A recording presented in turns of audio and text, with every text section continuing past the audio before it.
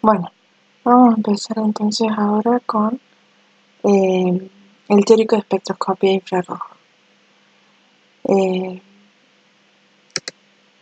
Quería controlar que estuviera grabando. Bueno, el fundamento de esta técnica, que es un poquito más complicada que la infrarroja, es que ahora el estímulo es radiación electromagnética también, pero de la zona de ondas de radio. Y además de todas las técnicas de radiación electromagnética que vimos hasta ahora, siempre el campo eléctrico era el responsable de los procesos físicos que ocurrían. En este caso es el campo magnético el que es responsable de los procesos que ocurren en la resonancia magnética nuclear, de ahí el nombre. Entonces, es radiación electromagnética, pero el campo magnético de la radiación electromagnética. Y la onda es ondas de radio, o sea que estamos hablando de fotones de muy, muy baja energía. La muestra está formada por moléculas que contienen hidrógeno en un solvente deuterado, o sea, en un solvente donde no hay hidrógeno, sino que hay deuterio. Y la respuesta es absorción de radiación. ¿Para qué se absorbe la radiación? Para cambiar el spin del núcleo. Por eso es zona de la zona de la radiación es el campo magnético, porque es el que afecta el spin del núcleo. O sea, el spin que tiene que ver con la rotación del núcleo. Y estamos hablando de rotación nuclear, o sea, solo para que lo recuerden, el núcleo de hidrógeno tiene un solo protón en el núcleo. O sea, el hidrógeno es un protón en el núcleo y un electrón. El deuterio, por ejemplo, tiene un protón en el núcleo, un neutrón y un electrón. Y el tritio tiene en el núcleo un protón, dos neutrones y un electrón. O sea, en este caso, el hidrógeno solamente tiene un protón en el núcleo que gira, que rota, que tiene spin. Y ese es el spin que nosotros vamos a alterar o a modificar o con el que vamos a hacer interactuar la radiación electromagnética. Solo para que nos ubiquemos en qué parte estamos acá. Ya estamos provocando cambios del spin del núcleo, no del spin del electrón, sino del núcleo. Y estamos trabajando en la zona de radiofrecuencia, o sea, una zona de muy baja energía, longitud de onda muy grande. Como para que empecemos a pensar en cómo es la teoría de la resonancia magnética nuclear. Acá están representados los núcleos, los espines nucleares. O sea, los núcleos están orientados en una molécula, están todos orientados al azar. Vamos a suponer que estos son todos núcleos de hidrógeno. Como tiene un solo protón, acá en el núcleo pasa lo mismo que en los electrones. O sea, cuando yo tengo un número par de protones, por ejemplo, si tuviera un átomo con dos protones, o con un protón y un electrón, como en el caso del deuterio, cada uno ocupa o tiene un spin, digamos, opuesto. O sea que no hay spin neto en esos casos, ¿sí? Entonces, para que una molécula, un núcleo, absorba radiación de la zona de la frecuencia de radio, necesitamos que haya spin neto, ¿sí? Entonces, para que haya spin neto, no tiene que haber un número impar de partículas subatómicas en el núcleo. Entonces, vamos a suponer que estos son todos núcleos de hidrógeno que tienen un solo protón en el núcleo y están todos orientados al azar los espines, o sea, están totalmente girando en direcciones totalmente al azar. Cuando yo coloco todos esos núcleos en un imán grande, en un gran imán, que estoy aplicando con un imán, un campo electromagnético, estoy ubicando esos núcleos en un campo magnético. Cuando yo coloco todos esos núcleos en un gran imán, todos los núcleos se colocan alineados con la dirección del campo magnético externo. O sea, se colocan en un estado que se conoce con el nombre de spin alfa. ¿Sí? Es un estado donde están en la misma dirección, el spin se acomoda en la misma dirección que el sentido del campo magnético. Perdón. Ese sería el estado fundamental. Cuando absorbe radiación electromagnética de la zona de las ondas de radio, ¿qué es lo que pasa? El spin rota. Entonces se pone en contra de la posición del campo externo. Por eso necesita más energía para ubicarse en contra del campo. Y a ese spin que está que tiene el spin contrario al del campo externo, se le denomina spin beta. ¿Ah? Entonces, cuando yo aplico un campo magnético externo a una muestra que tiene núcleos de hidrógeno, los núcleos se acomodan todos en posición spin alfa. Cuando yo le doy la energía de un fotón, y ese sería el estado fundamental. Cuando yo le doy la energía de un fotón, toma la energía para oponerse a el campo externo. Y a ese spin se le denomina spin beta. Estos serían spin alfa o spin beta. Spin alfa o spin beta en otra forma de dibujarlo nada más. Entonces, muchos núcleos se comportan como si giraran sobre su eje, tienen spin nuclear neto. Por eso pueden interactuar con campos magnéticos aplicados exteriormente. Por supuesto que para eso necesito un número impar de partículas subatómicas en el núcleo, ¿sí? Para que haya spin neto. Si no, se anulan mutuamente los spins. En ausencia de campo magnético, los ejes de rotación están orientados al azar. Cuando los núcleos se colocan dentro de un imán, de un campo magnético externo, adoptan orientaciones específicas a favor o en contra del campo magnético aplicado, y esas dos orientaciones difieren en energía. La orientación a favor tiene menor energía y la orientación en contra tiene mayor energía. La diferencia energética entre esos dos estados de spin aumenta con la intensidad del campo magnético aplicado. ¿Qué significa? Que ese delta de energía entre el estado de spin alfa y spin beta depende de la fuerza del campo magnético y de la frecuencia, y eso también afecta la frecuencia del fotón que va a necesitar para pasar de un estado de spin alfa a un estado de spin beta. Cuando un núcleo expuesto a un campo magnético se estimula con la radiación electromagnética correcta, o sea, con una frecuencia de un fotón adecuada, se dice que está en resonancia, absorbe esa radiación para cambiar la orientación del spin y la absorción se registra, o sea que aparece como un pico en un espectro. En algunos libros van a encontrar a B como H, es lo mismo. ¿Qué significa esto entonces?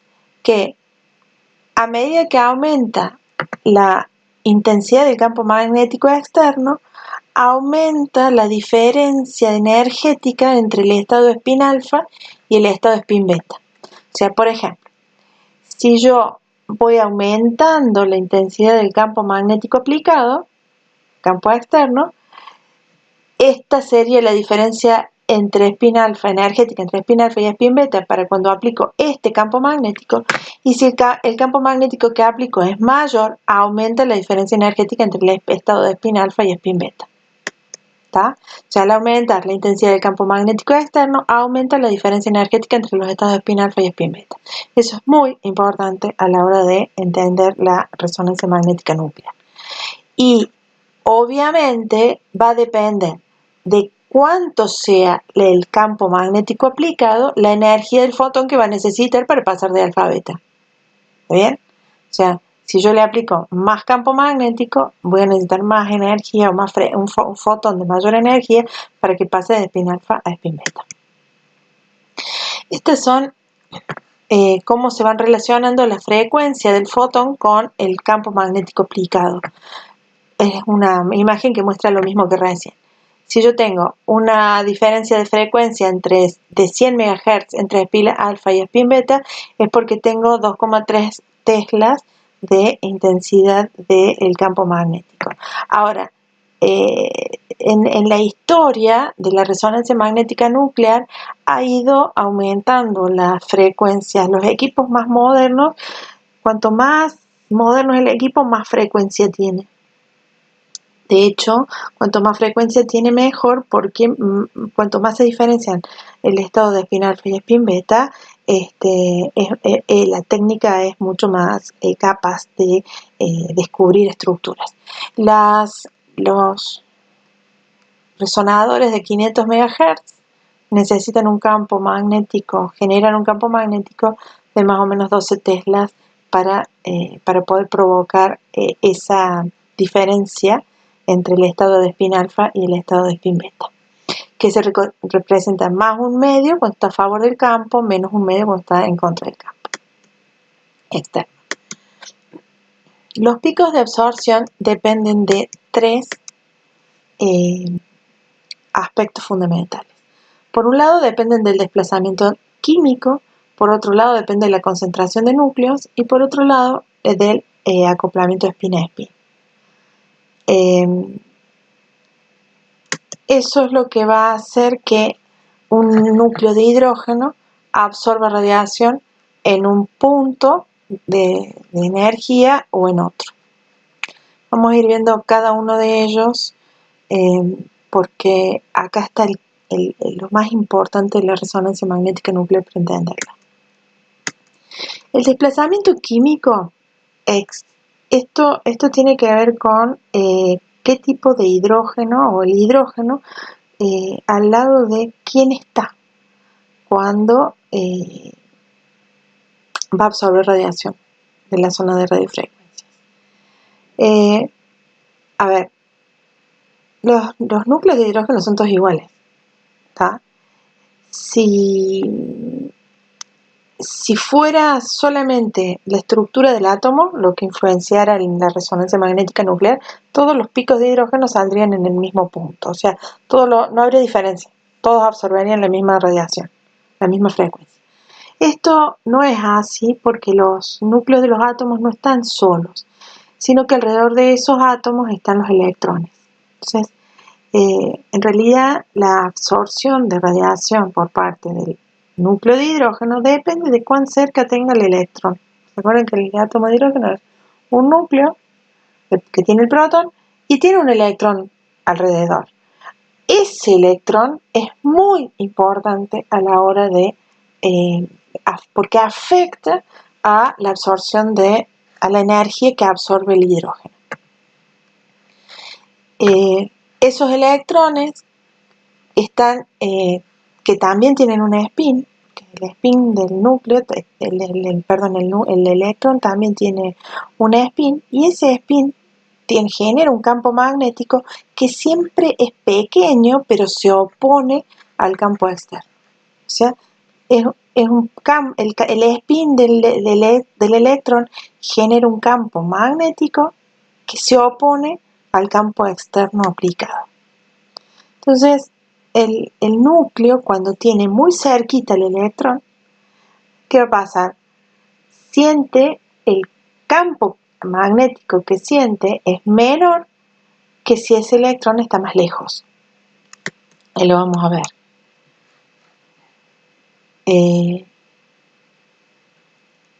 Esto es de lo que estamos hablando, ¿no? O sea, de la magnitud del campo que realmente siente el núcleo de hidrógeno cuando tiene el electrón. Por ejemplo, si este es el núcleo de hidrógeno que tiene a su electrón alrededor y este es el campo magnético externo, ¿sí? El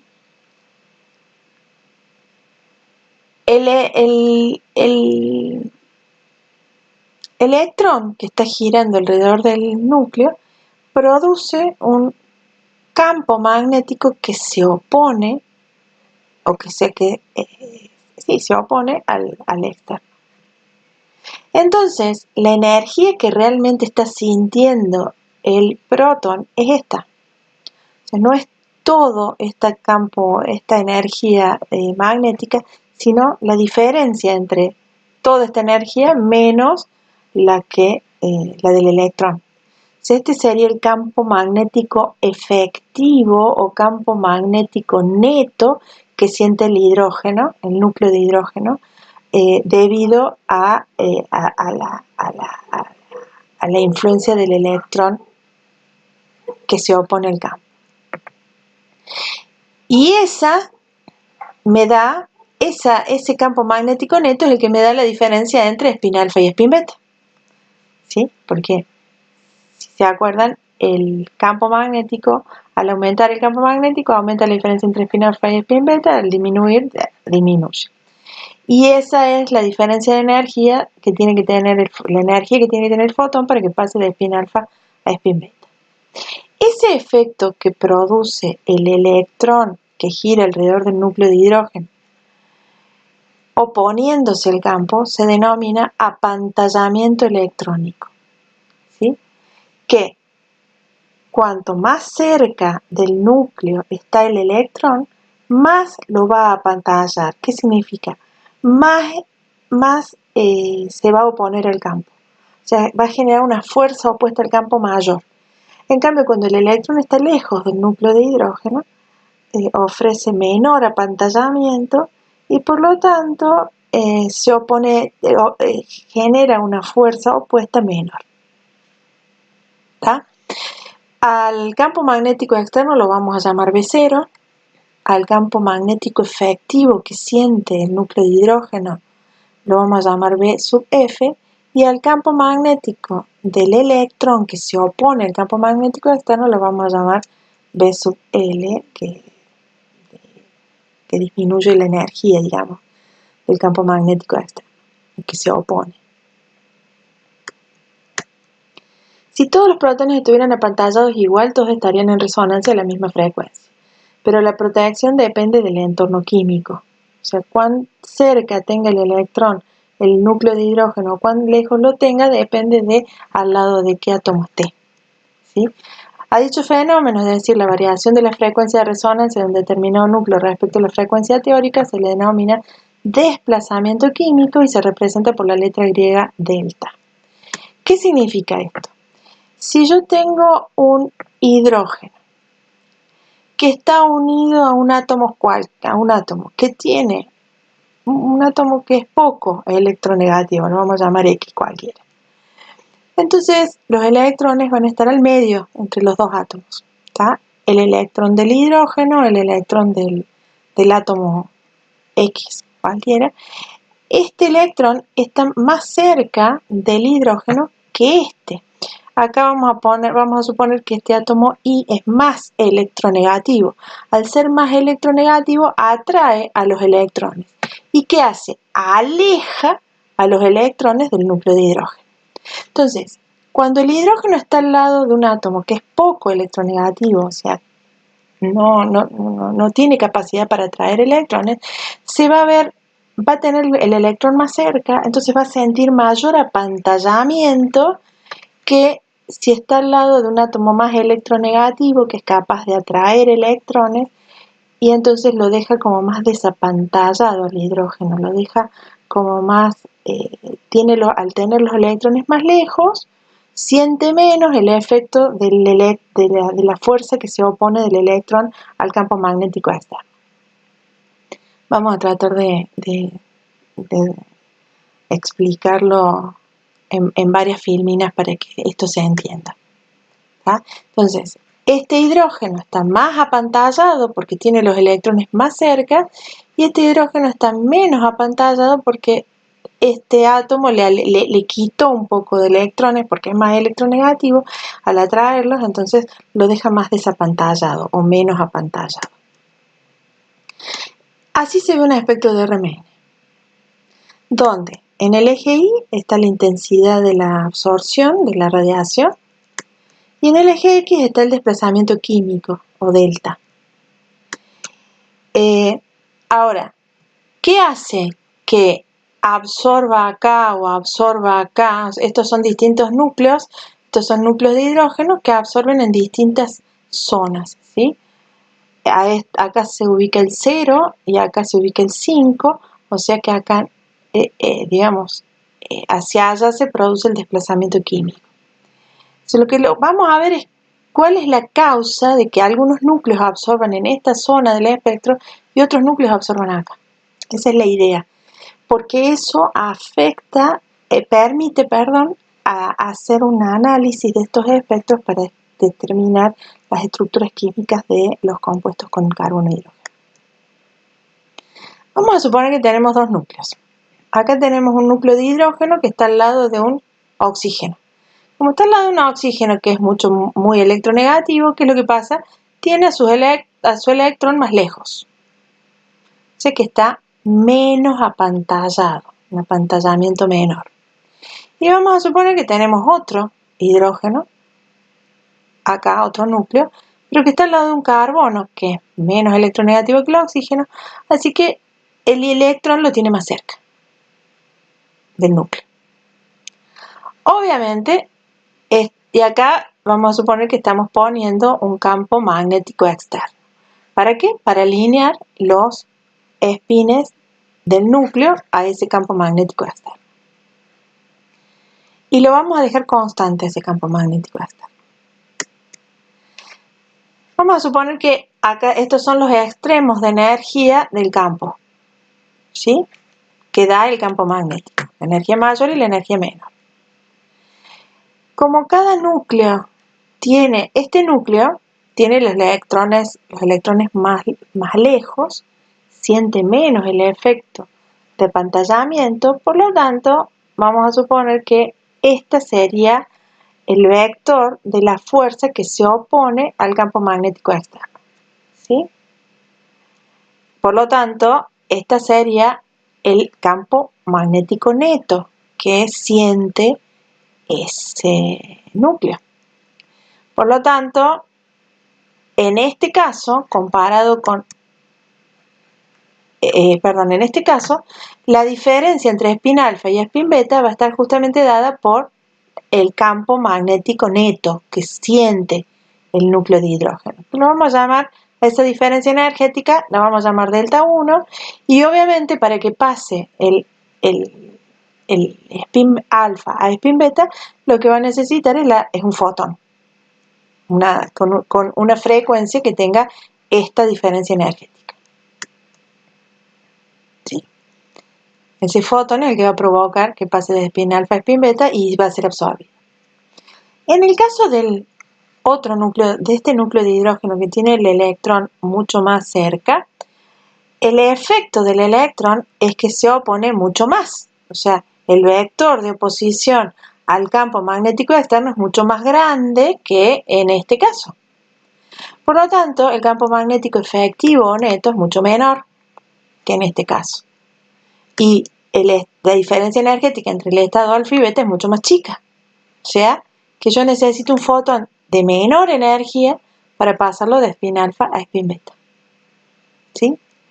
Por lo tanto, como habíamos visto recién, este hidrógeno que está unido a un oxígeno va a necesitar un fotón de mayor frecuencia para pasar de spin alfa a spin beta que este núcleo que está unido al carbono, que va a necesitar un fotón de menor frecuencia para pasar de spin alfa a spin beta.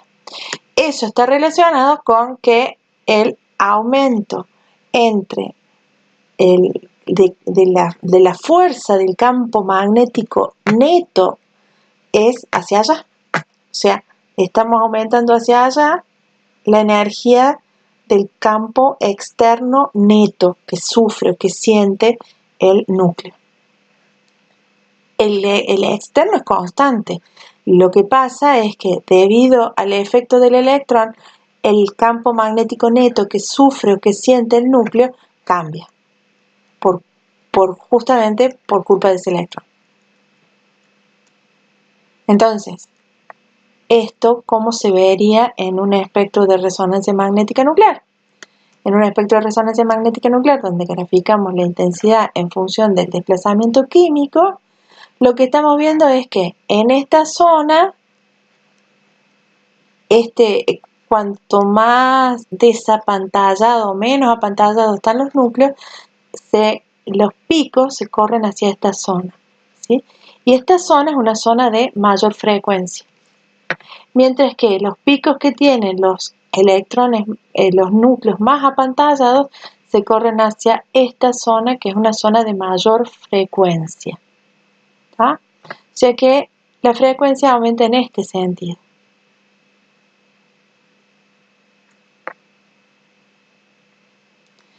Cuando tenemos el campo externo constante.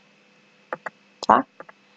O sea, en esta misma, tal como lo dibujé acá, es como se van ubicando los picos en un espectro de resonancia magnética nuclear.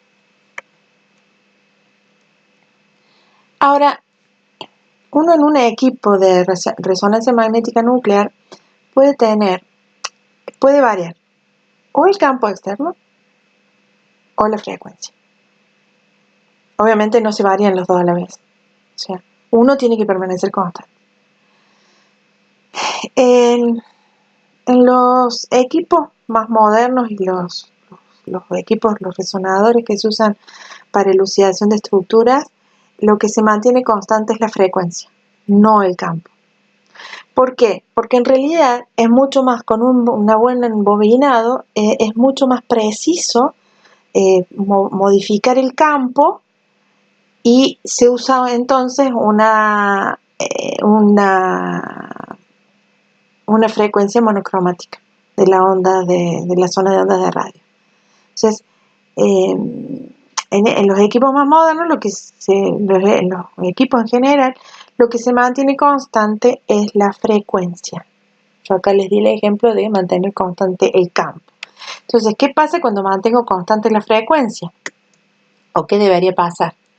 Esto es solamente para que vean cómo al aumentar el campo magnético aumenta la diferencia entre alfa, spin alfa y spin beta.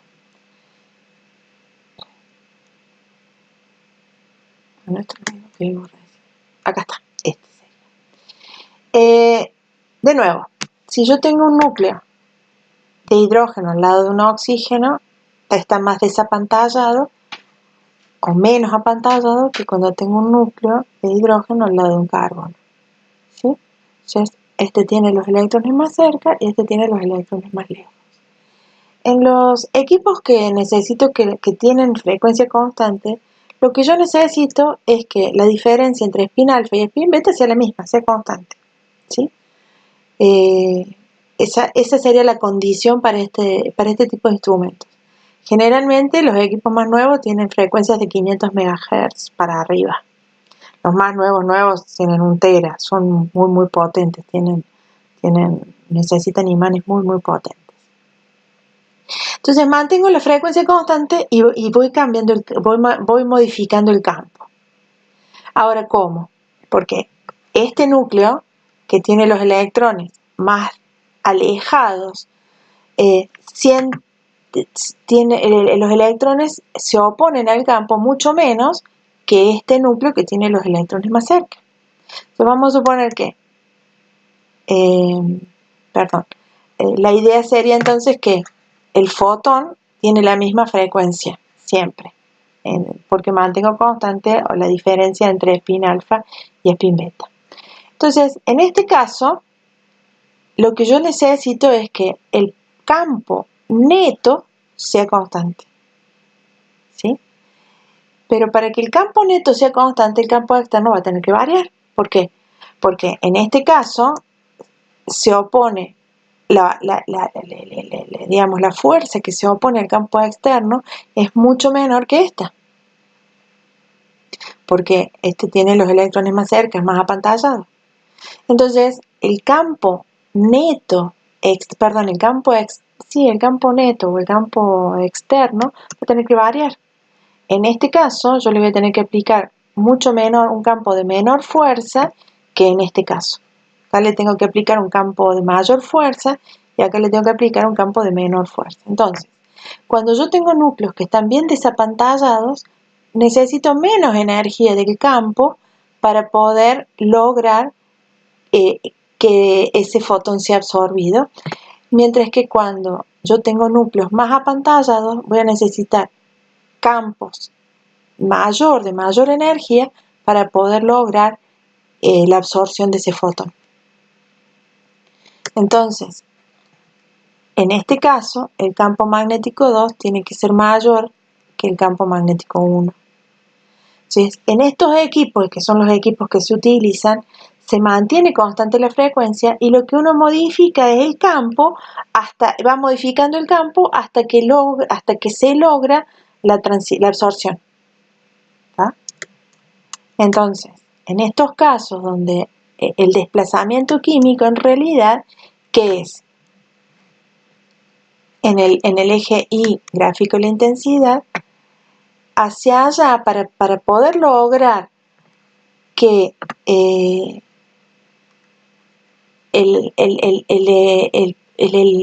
fotón sea absorbido,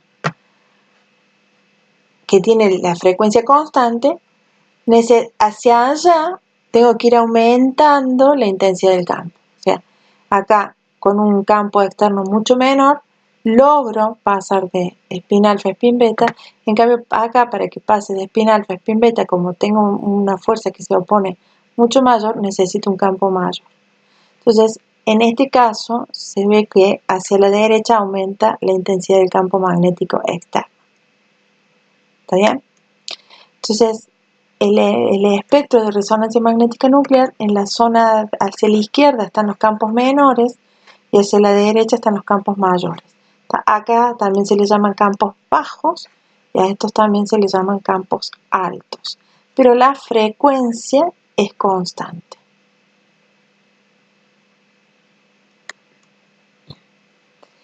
Entonces, si este es el espectro de resonancia magnética nuclear, donde graficamos intensidad en función de desplazamiento químico, estos núcleos están menos apantallados por los electrones, entonces sienten un campo externo mayor, un campo neto, un campo efectivo mayor que estos. Estos están más apantallados y sienten un campo magnético efectivo menor.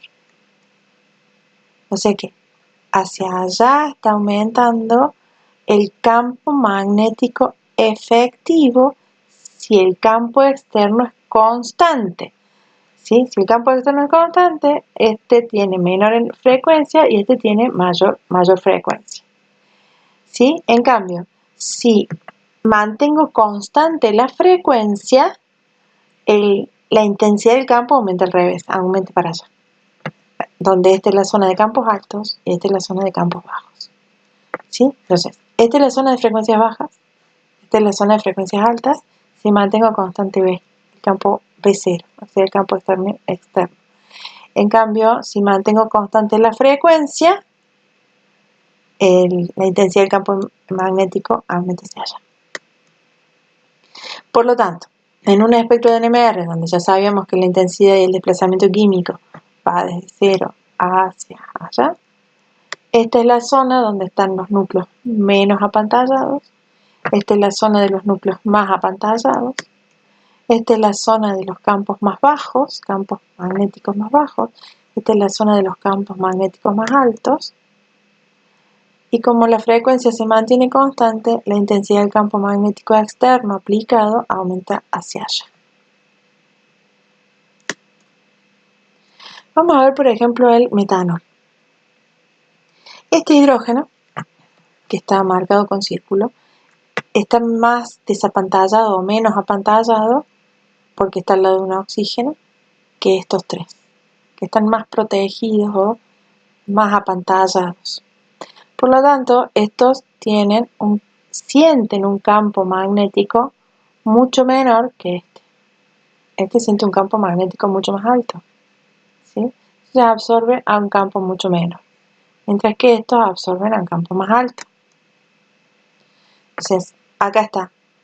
Este es el pico de este hidrógeno, que está hacia la izquierda en un campo menor, y este es el pico para los tres hidrógenos. Como estos tres hidrógenos son iguales, no tienen diferencia energética, entonces se ve un solo pico. ¿Sí? Entonces, esos tres electrones, esos tres protones absorben a un campo mayor, campo alto, mientras que este protón absorbe a campo bajo, a un campo menor, porque está menos apantallado. La frecuencia aumentaba para allá y el campo magnético aumentaba para allá. Como es difícil medir exactamente el campo magnético al cual un protón absorbe radiación, un método mejor es determinar los desplazamientos químicos con respecto a un punto de referencia. En la resonancia magnética nuclear,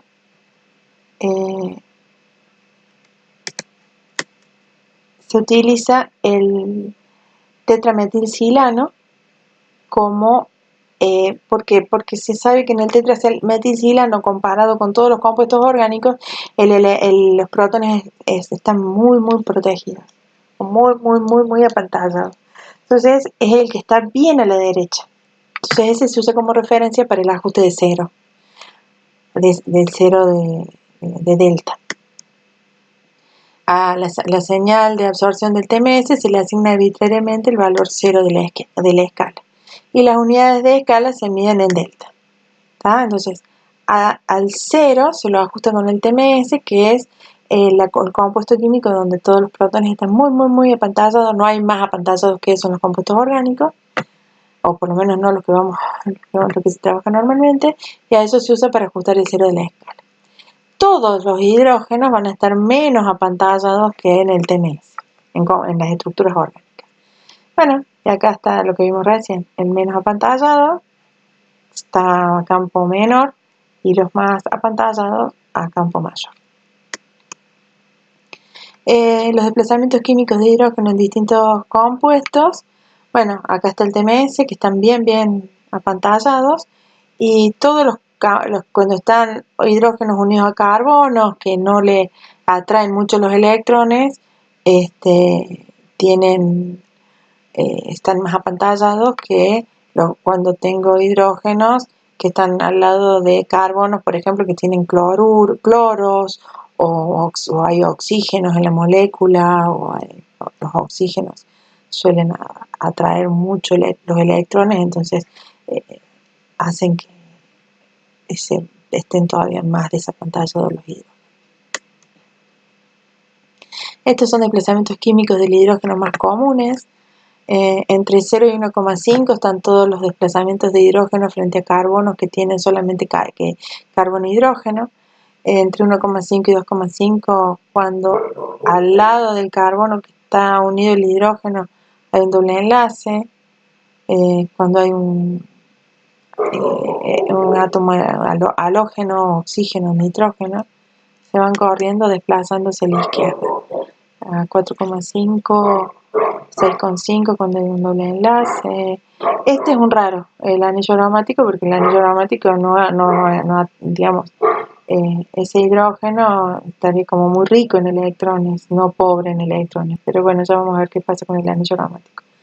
Y cuando está unido a un carbonilo, se lleva todos los electrones del carbonilo, por eso lo deja bien desapantallado.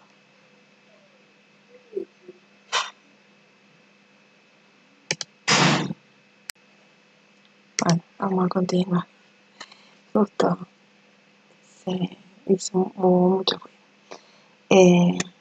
Bien, entonces, esto sería en general los desplazamientos químicos de hidrógeno.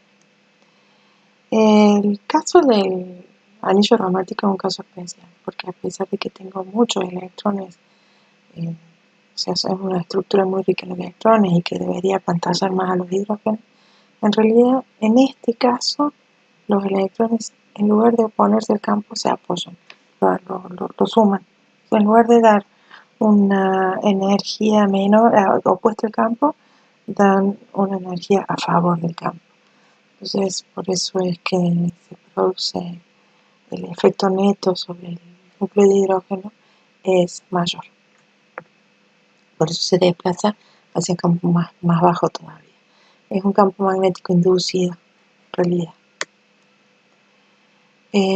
Otro factor que afecta a la posición en realidad a la intensidad de la señal, es la concentración de núcleos, ¿sí? Por ejemplo, acá tengo los tres núcleos, estos absorben en esta zona, porque los tres son iguales, son perfectamente iguales.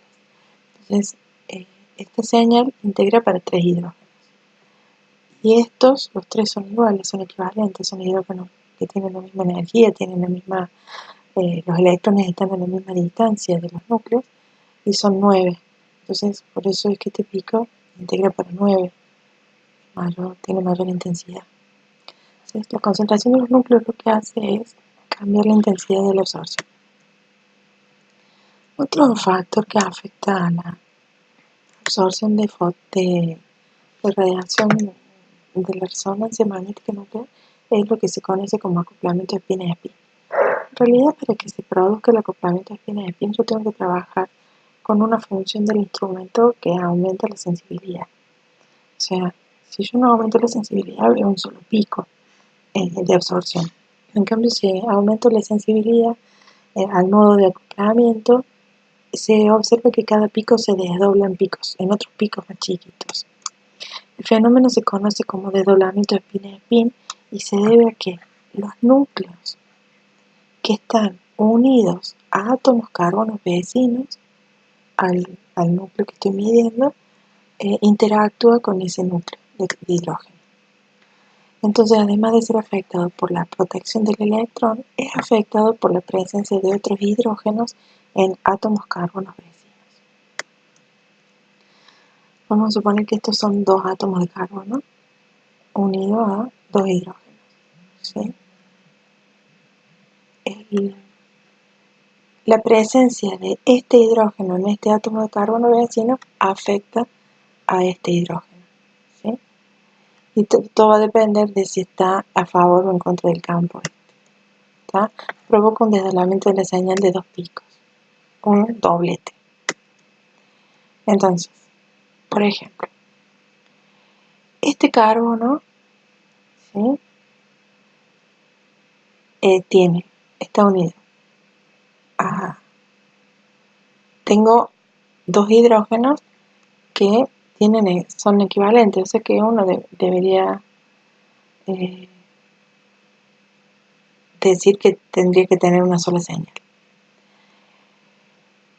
Si esta es el pico del hidrógeno del desplazamiento químico del B, y este carbono vecino tiene un hidrógeno acá, ese hidrógeno puede estar a favor del campo o puede estar en contra del campo. Si está a favor del campo, entonces ¿qué va a pasar?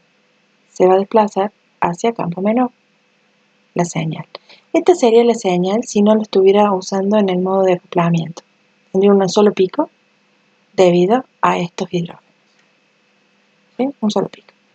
Ahora, si lo pongo en el modo de acoplamiento, empieza a sentir el protón que está en el carbono vecino. El carbono vecino tiene un protón.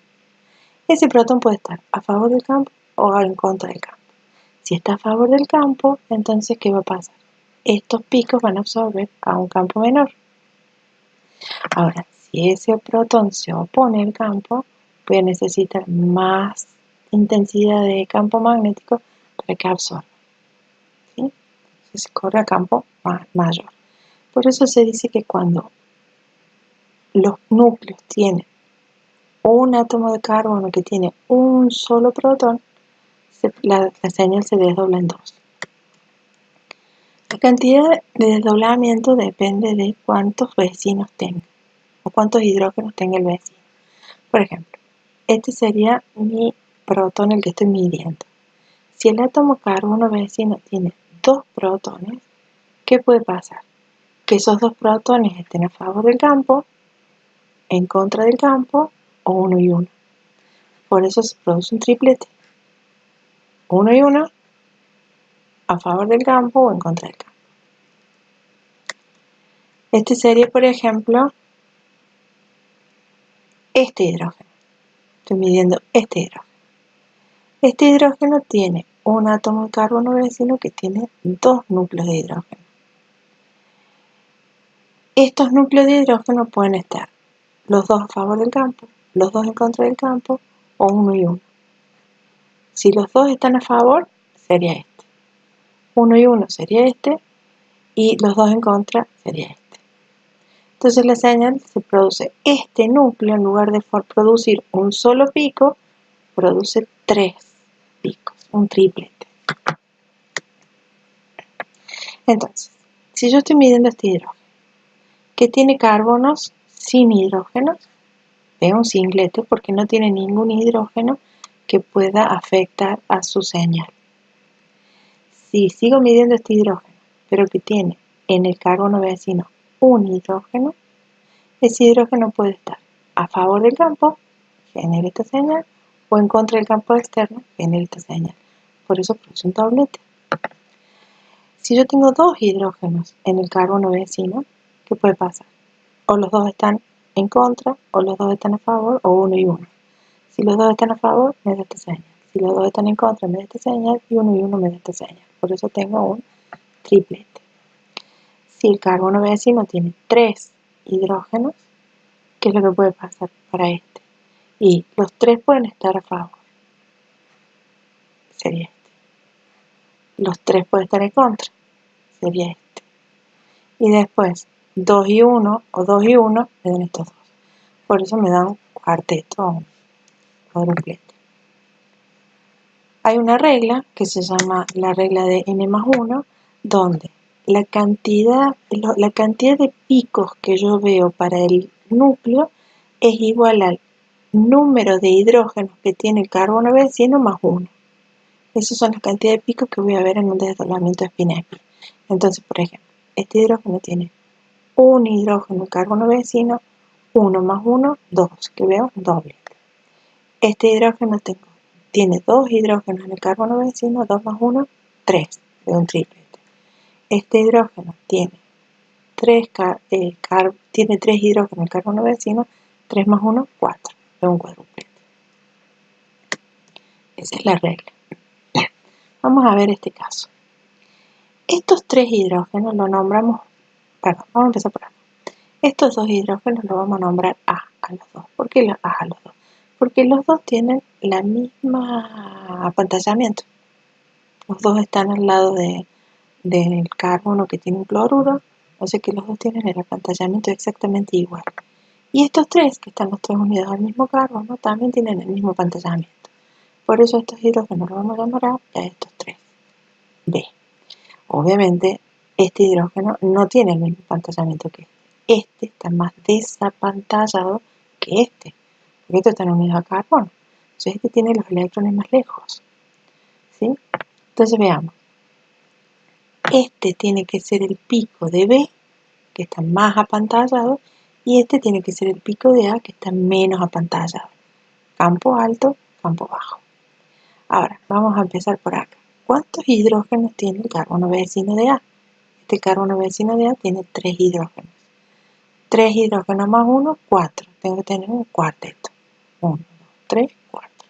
O sea que tengo un pico desdoblado en 4 para A. Mientras que estos, que son los hidrógenos B, el carbono vecino tiene 2 hidrógenos. 2 más 1, 3.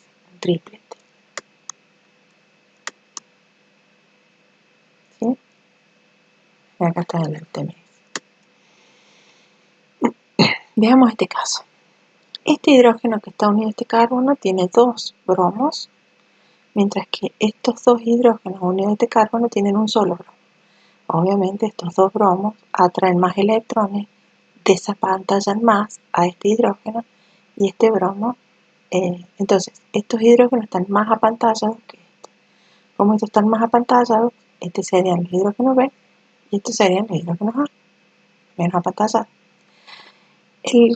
En el caso de este hidrógeno, que es el A, el carbono vecino tiene 2 hidrógenos. 2 más 1, la regla de acoplamiento, 3. Por eso esto es un triplete.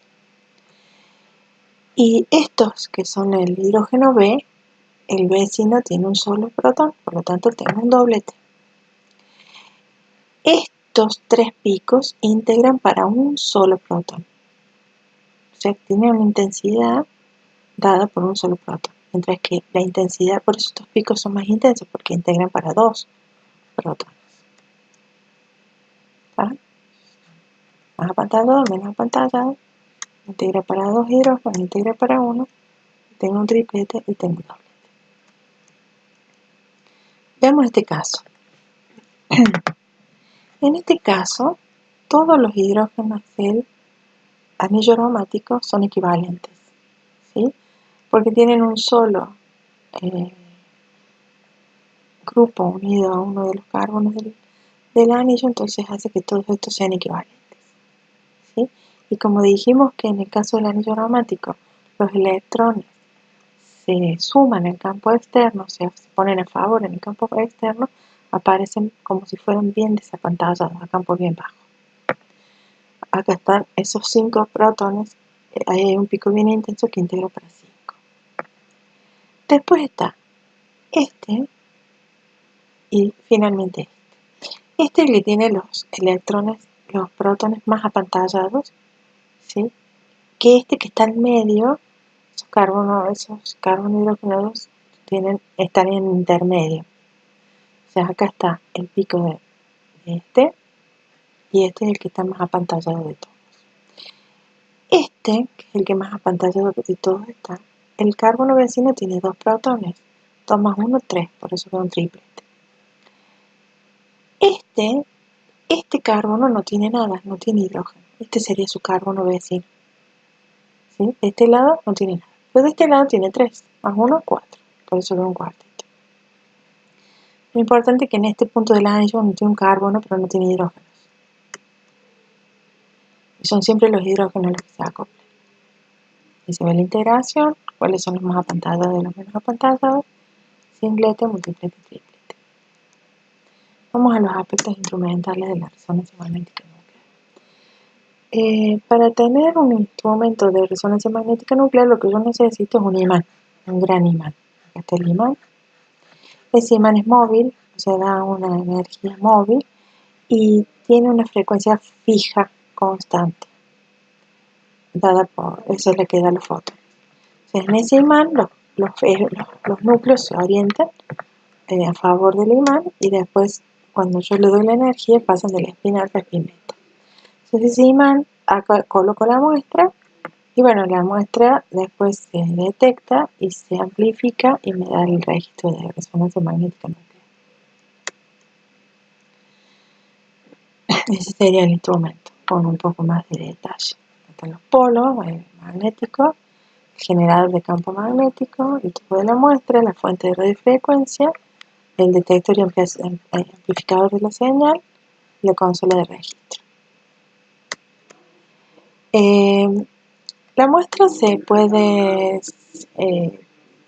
aplica directamente en líquidos que no sean viscosos, se usan soluciones de 2 al 15%, y necesito disolverlo en un solvente que no tenga núcleos de hidrógeno, o sea, que no se formen puentes de hidrógeno y que no tenga hidrógeno. Por eso se usan solventes deuterados sin hidrógeno, por ejemplo, benceno, todos deuterados. Recientemente se empezaron a usar muestras sólidas. Bueno, eso sería todo lo que vamos a ver de resonancia magnética.